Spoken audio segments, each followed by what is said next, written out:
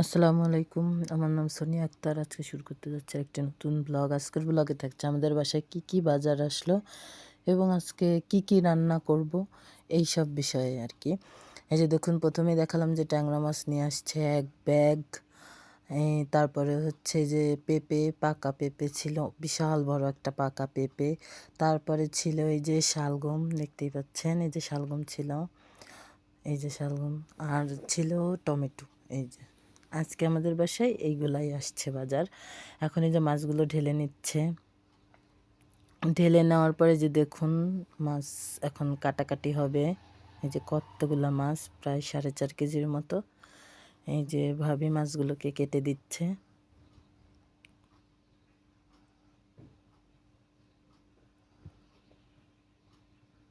উনি অনেক দ্রুত মাছ কাটতে পারে, সে একাই মানে আধা ঘন্টা লাগছিল তার মাছগুলো কাটতে। ভিতরে পুরো মাছগুলো সে কেটে ফেললো।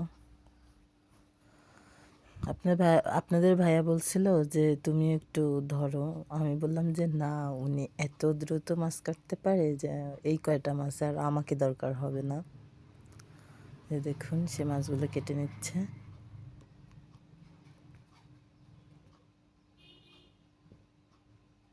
এই যে আমি একটু ধরে ধরে আপনাদের দেখানোর চেষ্টা করতেছিলাম যে মাছগুলো একেবারে জ্যান্ত ছিল। এই যে দেখুন, একদম জ্যান্ত ছিল, অনেক বড় বড় ছিল মাছগুলো। আসলে আমিও মাছ কাটতে অনেকটা পছন্দ করি, কিন্তু একটু ঠান্ডা ঠান্ডা তো, এই জন্য আর কাটলাম না। আর ও রোহানকে খেতে দিতে হবে, আপনাদের ভাইয়াকে খেতে দিতে হবে, এই জন্য আমি আর মাছে হাত দিলাম না।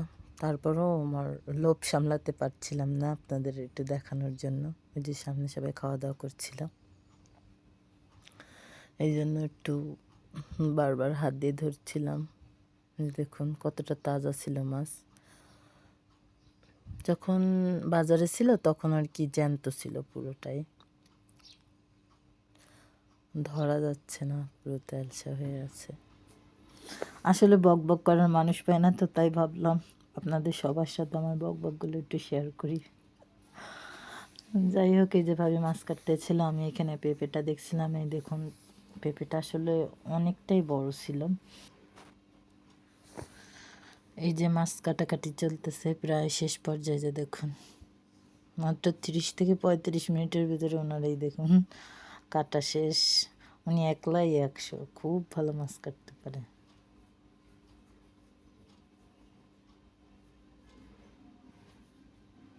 এই যে প্রায় শেষের পথে। 4.5 কেজি ট্যাংরা মাছ ছিল এখানে।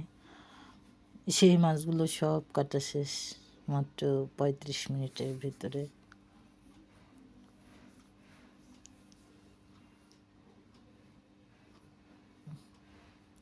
এই যে পুরো থালাটাই ভাবে শেষ করে দিল। এই যে মাছ কাটা পুরো শেষ, কাটাকাটি শেষ করে এবার চলে যাচ্ছে তরকারি কাটতে। যে দেখুন, শালগম কাটা হচ্ছে। আজকে শালগম দিয়ে ট্যাংরা মাছের ঝোল করা হবে। পুরো রেসিপিটা দেখতে আমাদের সাথে থাকবেন। এই যে সাথে বিটকপি ভাজি হবে। এই যে দেখুন, হাতেই কাটা হচ্ছে, যে কত সুন্দর কুচি কুচি হচ্ছে, ওইটাই দেখানোর চেষ্টা করছিলাম। এই যে আমি এখন চলে যাব বিটকপিটা ভাজি করতে।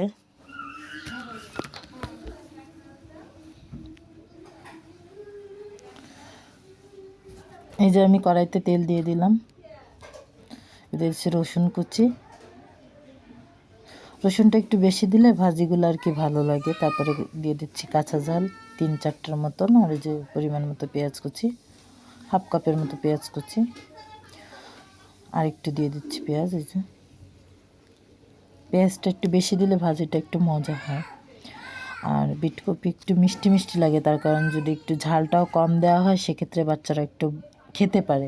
এটা বাদামি কালার হয়ে গেলে আমি এখানে বিটকপি কুচানোটা দিয়ে দেবো, দিয়ে যে এইভাবে নেড়ে নিতে হবে। তারপরে যে লবণ, বিটকপি যেহেতু একটা কালারফুল সবজি, সেখানে কোনো হলুদ ইউজ করা যাবে না, আর করলে এর কালারটা নষ্ট হয়ে যাবে। এই যে যত এটা ভাজা হবে দেখবেন এর কালারটা আরও বেশি সুন্দর হয়ে যায়, কালারটা নষ্ট হয় না। আর এই যে এখান থেকেই কিন্তু অনেক পানি বের হবে। আমি এই যে এই জিনিসটা দেখছিলাম যে কিভাবে বাষ্পটাও উঠছিল এবং ঢাকনার সাথে লাগছিল।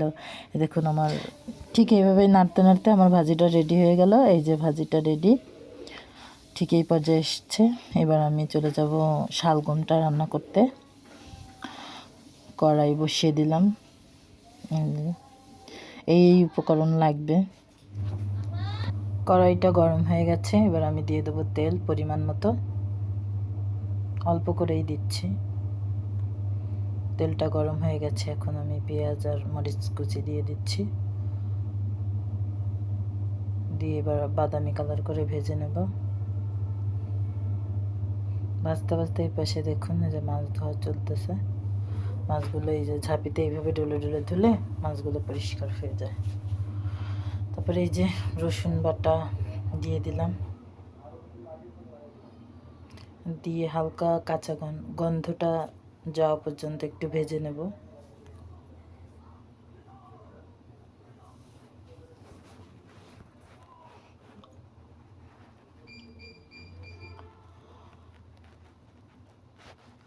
ভাজা হয়ে গেছে, এই পর্যায়ে দিয়ে দেবো হালকা একটু পানি, পানিটা দিয়ে নেড়ে নেব।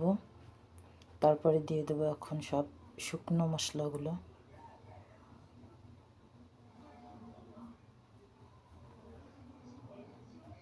লবণ 1 চা চামচ, হলুদ গুঁড়া 1 চা চামচ, জিরার গুঁড়া 1/2 চা চামচ, আর একটু পানি দিয়ে আবার মশলাটা কষিয়ে নেব। দেখুন ঠিক এই পর্যায়ে মশলাটা কষাতে হবে। তারপরে আমি দিয়ে দেবো শালগমগুলো, আর 2টা আলু দিয়েছি ভিতরে, ঢেলে দিচ্ছি, দিয়ে এবার নেড়ে দেব।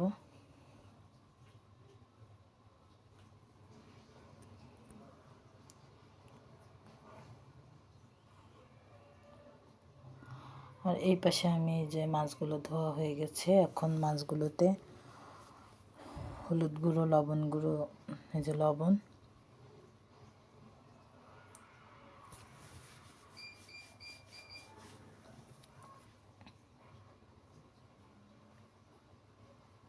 দিয়ে দিচ্ছি হলুদ, আর এখানে আমি তাওয়াটা বসিয়ে দিলাম, জাল ধরাই দেবো যাতে তাওয়াটা গরম হয়ে যায়।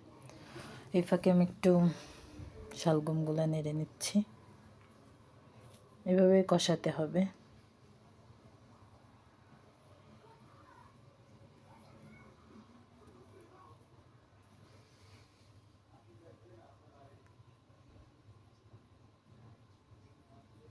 এবার আমি নুন হলুদ দিয়েছিলাম, এখন এটা ভালো মতো মাখিয়ে নিচ্ছি হাত দিয়ে।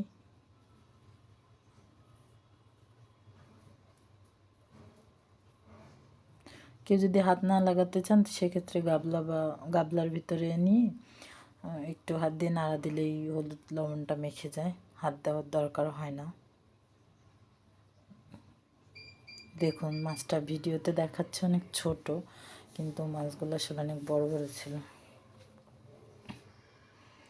ভালো মতো মেখে নিচ্ছি, মাখা শেষ। এখন আমি শালগমটা যে আবার নেড়ে নিলাম, এইভাবে আর কি কষাতে হবে। এবার আমি ঢাকনা দিয়ে ঢেকে দিলাম।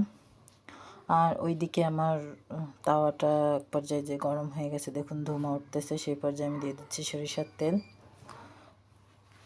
তেলটা দিয়ে দেওয়ার পর ভালো মতন এই যে ঠিক এইভাবে ধোয়া ওড়াতে হবে তেল দেওয়ার পরেও, তাহলে আপনি এই পর্যায়ে যে মাছই দেন না কারণ মাছটার ভাঙার সম্ভাবনা আর থাকবেই না বলতে গেলে চলে।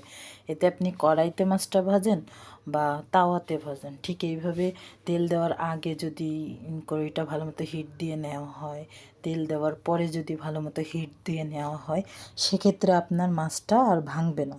এই যে দেখুন দেওয়ার পরও আমি ঠিক এইভাবে নাড়াচাড়া করতেছি, আমার কোথাও কোনো মাছ কিন্তু লেগে যাচ্ছে না। এই প্রসেসটা যদি ফলো করেন সেক্ষেত্রে আমার সবগুলা দিয়ে দিছি, দেখতেছিলাম যে কড়াইতে মানে তাওয়ায় হচ্ছিল না সেইভাবে ভালো মতো, এই কারণে আমি সরিয়ে নিলাম। আর এই পাশে আমি এই যে চালটা পরিষ্কার করে ধুয়ে নিচ্ছি, আমি ভাতটা চড়াই দেবো। এই মাছগুলো আমি আবার উল্টে নিচ্ছি। যে বেশি ভাজা যাবে না, বেশি ভাজলে কি হবে, শক্ত হয়ে গেলে তখন আর মাছটার স্বাদও নষ্ট হয়ে যাবে আর খেতেও ভালো লাগবে না। হালকা একটু ভাজা দিতে হবে। এখানে কেমন বোঝা যাচ্ছে আমি জানি না, আমি কিন্তু বেশি ভাজিনি, অল্প করেই ভেজেছি। এই যে দেখুন কাছ থেকে বোঝা যাচ্ছে। এই যে আমি এখানে শালগম বা কফি বলেন ওইটা কষাচ্ছি, এক একজন আর কি এক এক নামে বলতে পারে। আমি এটাই দেখুন ভালো মতো কষিয়ে নিচ্ছি। যত ভালো করে আপনি সবজি বলেন মাংস বলেন কষাবেন, ঝোলের পানি দেওয়ার আগে আপনার তরকারিটা ঠিক ততটাই স্বাদ হবে, আর মশলার পরিমাণটা যদি সঠিক থাকে। এবার আমি ঝোলের পানি দিয়ে দিলাম। ঝোলের পানি দিয়ে এই যে হালকা নেড়ে কড়াইয়ের আশেপাশেটা পরিষ্কার করে আমি ঢাকনা দিয়ে ঢেকে দিচ্ছি। আর এই যে দেখুন আমার প্রথমবার যে মাছগুলো দিয়েছিলাম, মাছগুলো আমার ভাজা কমপ্লিট। আমি এবার তুলে নেব, আর বাকি যে মাছগুলো আছে এগুলো আমি একই প্রসেসে ভেজে নেব। যে আমি এগুলো তুলে নিচ্ছি সব। এবার বাকি যে মাছগুলো আছে ওইগুলো আমি আবার দিয়ে দেবো এক এক করে। এই যে দেখুন দিয়ে দিচ্ছি, সবগুলো দেওয়া শেষ।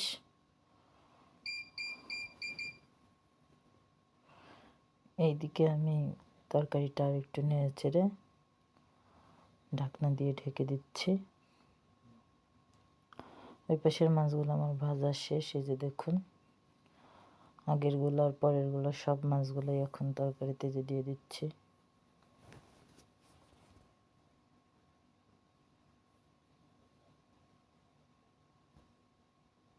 সবগুলাই দিয়ে দেবো।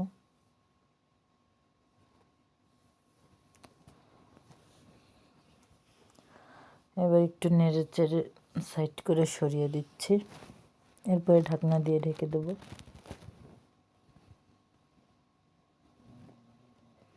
আর এই পাশে আমার ভাতটা উতলাই গেছে, ঢাকনা একটু সরাই না দিলেও সারা জায়গায় ফ্যান পরে রাইস কুকারের আশেপাশে রাইস কুকার সবই নষ্ট হয়ে যাবে। এদিকে আমি এই ঢাকনা তুলে তরকারির দেখছি অনেকটা ঝোল টেনে গেছে। এখন আমি টমেটো ধনেপাতা আর কাঁচামরিচ দিয়ে দেবো।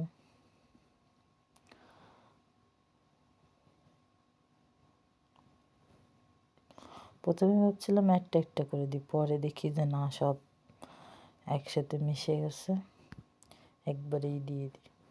সময় কম ছিল সেই কারণে। এই যে আমি সব এক এক করে যে কাঁচামরিচ সরিয়ে দিচ্ছি। যে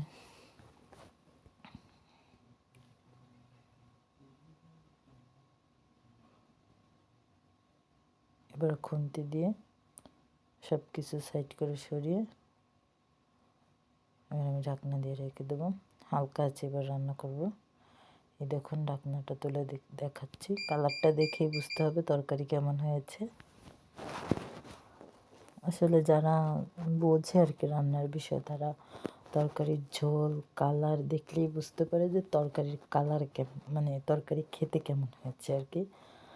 এই যে দেখুন এখন আমি রান্না করেছি, সাধারণত আমি তো বলবো যে ভালো হয়েছে, কিন্তু তারপর যারা দেখছে তাদেরকে তো আর খাওয়ানো সম্ভব না, সেক্ষেত্রে তাদের বোঝার উপায় তরকারির কালার। আর এখানে আমি কোনো এডিট করি নাই, আমার কোনো মানে ক্যামেরাম্যান নাই, সব আমি একাই করি নিজের হাতে। এবং আমি এখানে কোনো ফিল্টার টিল্টার কিছু ইউজ করি না, আমি এগুলো পারিও না বুঝিও না। যে দেখুন ভাতটা হয়ে গেছে, আমি এখানে যে ভাত বাড়তেছি, সবাই ভাত খেতে দেব। এই যে সদস্যরা চলে আসছে,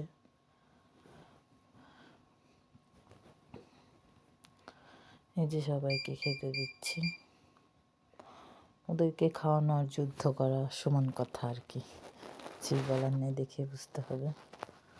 পুরো আধা ঘন্টা লাগে ওদের খেতে আয় খেতে আয়, খা খা, ভাতে হাত দে খা, এই যে নিয়ে বসে আছে।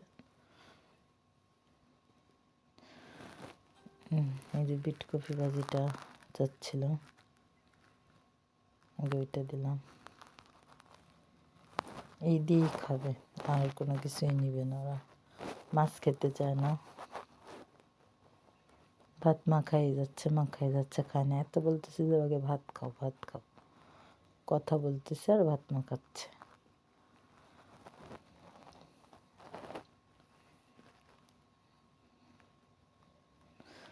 এইটা যদি মানে দ্রুত না করে একেবারে ছেড়ে দিতাম, তাহলে দেখতে পারতেন যে কতক্ষণ লাগলো এক গাল ভাত মুখে উঠাইতে, কতটা সময় নিছিল। তাহলে পুরোটা ভাত খাওয়া শেষ করতে কতক্ষণ লাগাইছে বুঝতে হবে। যাই হোক, আমরা শেষ পর্যায়ে চলে আসলাম। আমাদের আজকের ব্লগটি যদি আপনাদের ভালো লেগে থাকে, অবশ্যই আমাদের পাশে থাকবেন, আমাদের জন্য দোয়া করবেন এবং আপনারা সাবধানে থাকবেন, সুস্থ থাকবেন, ভালো থাকবেন। ইনশাআল্লাহ দোয়া করি সবাই ভালো থাকবেন এবং আমাদের জন্য দোয়া করবেন। আল্লাহ হাফিজ।